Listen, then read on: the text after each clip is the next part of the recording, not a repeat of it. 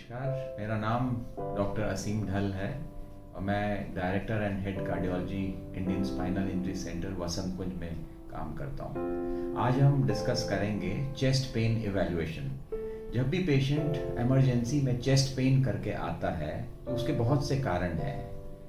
सबसे इम्पॉर्टेंट कारण acute myocardial infarction और इसके बहुत से अदर कारण जो हैं वो हैं gastric ulcers, pneumothorax, acute aortic dissection, pneumonia और भी बहुत से कारण हैं जिसके साथ पेशेंट्स आते हैं। जब भी पेशेंट इमरजेंसी में हार्ट अटैक या चेस्ट पेन करके आता है तो डर यही रहता है कि उसको कहीं हार्ट अटैक तो नहीं है या कोई ऐसा चेस्ट पेन हो जो कि जानलेवा हो। उसके लिए हम पहले पेशेंट की हिस्ट्री लेते हैं, एग्जामिनेशन करते हैं और कुछ इन्वेस्टिगेशंस करते हैं।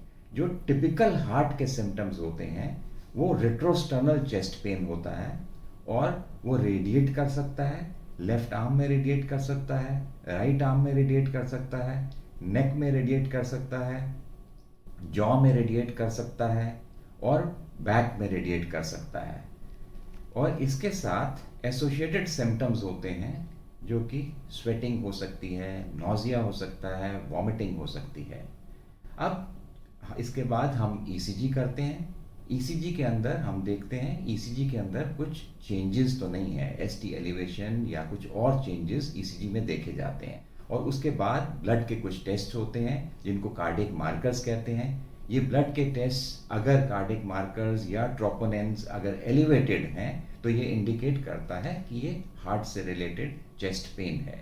नेक्स्ट स्टेप होता है इकोकार्डियोग्राफी, जिसके अंदर हम वॉल मोशन एब्नॉर्मेलिटीज देखते हैं और वॉल्व के अंदर लीकेजेस देखते हैं और हार्ट का पंपिंग पावर देखते हैं। ये हमें इंडिकेट करता है कि हार्ट का कितना फंक्शन है और पेशेंट को हार्ट के सिम्टम्स हैं कि कोई और सिम्टम है।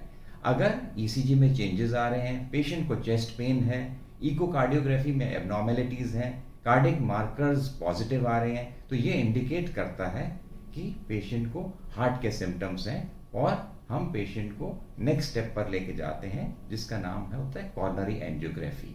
और कॉर्नरी एंजियोग्राफी के अंदर हम डिफरेंट ब्लॉकेजेस असेस करते हैं और depending upon the blockages there are 3 options. अगर हल्की ब्लॉकेजेस हैं तो पेशेंट्स को मेडिकल थेरेपी भी दिया जाता है।